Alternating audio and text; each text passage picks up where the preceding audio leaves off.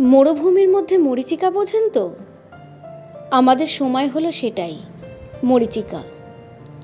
লোকে বলে মরীচিকার পিছনে ছোটা অবাস্তব, কিন্তু আমার সাথে মরীচিকার একটা সখ্যতা আছে।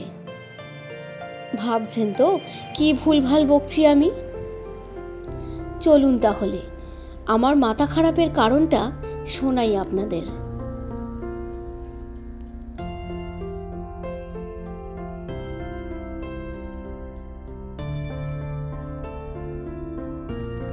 প্রকৃতিপ্রেমী মানুষ আমরা কম বেশি সবাই, তাই রইল ঝোলা চলল ভোলা বলে একমাত্র সাহস কিন্তু বাঙালিরাই দেখাতে পারে।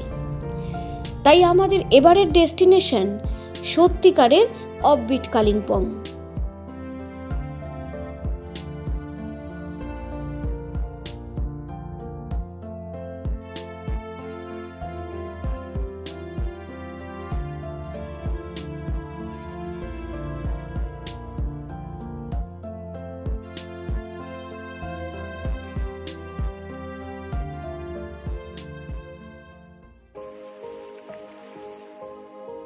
দুই দিকের বন্ধুত্ব পালন করতে আমরা গেলাম মেঘ বৃষ্টির রাজ্যে।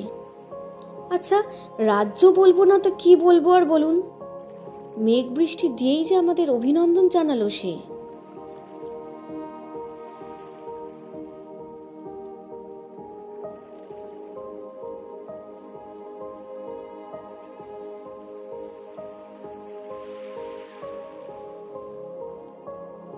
এই হলো দারাগাঁও। কালিম্পং শহরের ছোট্ট একটি সুন্দর গ্রাম, সিংকোনা গাছে ঘেরা, এক অন্যরকম পরিবেশ। কিছু সরল মানুষজন, টুকটাক ঘরবাড়ি, ঘরোয়া খাবার, কোথাও যেন আপনার ভ্যাকেশনটাকে নিমেষে অন্য মাত্রা এনে দেবে। দূরের অপরিসীম পাহাড়, সিক্ত সবুজ গাছগাছালির ক্যানভাসে আপনি খুঁজে পাবেন এক টুকরো প্রশান্তি। পাহাড়ি বর্ষার কিন্তু একটা অন্যরকম গন্ধ আছে। পড়ন্ত বিকেলে সূর্যাস্ত দেখার সৌভাগ্য না হলেও মেঘ তৈরির কারখানা দেখার সুযোগ পেয়েছিলাম আমরা। সেই গন্তব্যে যাওয়ার সময় আমরা হঠাৎ 4 জন থেকে 5 জন হয়ে গেলাম। ইনি আমাদের কোথাও গেলেই বন্ধু হয়ে যান, তাই বাকি সময়টা এনাদের সঙ্গ বেশ ভালোই লাগে। দারাগাঁও আস্তটাই একটা ভিউ পয়েন্ট। তার মধ্যেই আমরা চললাম ছোটবেলার স্মৃতি উস্কাতে একসাথে পা মিলিয়ে 4 বন্ধু।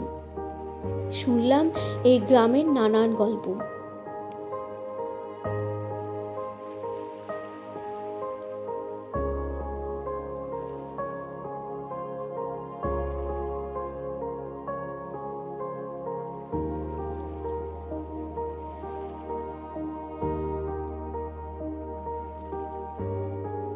সন্ধেবেলায় স্ন্যাক্সের গন্ধ নাকে আসতেই বুঝতে পারলাম সন্ধে নেমেছে।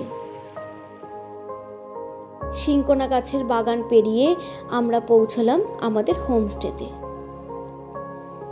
চায়ের গন্ধ আর পাহাড়ের গন্ধ মিশিয়ে দেখেছেন কোনোদিন? দেখবেন একটা আলাদাই ফ্লেভার। একদিনের রাত্রি যাপন বেশ ভালোই কাটল।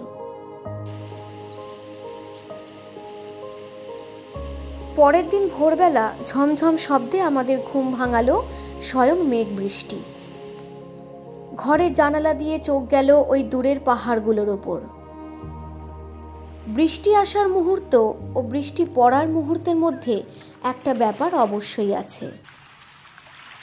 সিক্ত সংকীর্ণ রাস্তাঘাট, সবুজ সিংকোনা গাছ, ভেজা ঘরবাড়ি, সোদা গন্ধ আমাদের ঘর থেকে টেনে নিয়ে গেল তাদের কাছে। কত কথা, কত গল্প জমে আছে তাদের আমাদের শোনানোর জন্য। আমরাও শুনলাম। দুই পাশের ঘন জঙ্গলে ঝিঝির ডাক, মাঝে মাঝে দূরের হাওয়ার শব্দ, ফিসফিস করে বলা বৃষ্টির গান। আর তার মধ্যেই রসায়ন সৃষ্টি করল আমাদের 4 জনের বন্ধুত্ব।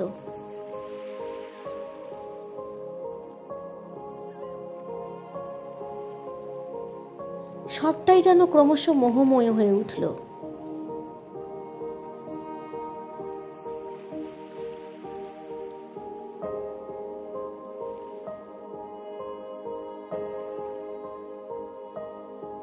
এই মায়া কাটিয়ে বেরোতে কেউই বোধহয় চায় না, কিন্তু যেতে তো আমাদের হতোই আরও এক নতুন গল্পের উদ্দেশ্যে।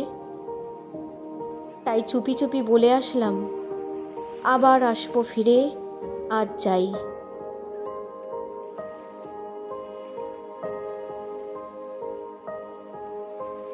দারাগাঁওতে আপনারা কিভাবে যাবেন, কোথায় থাকবেন, কোথায় ঘুরবেন, তাই নিয়ে আমরা আলোচনা করব আরেকটি পর্বে।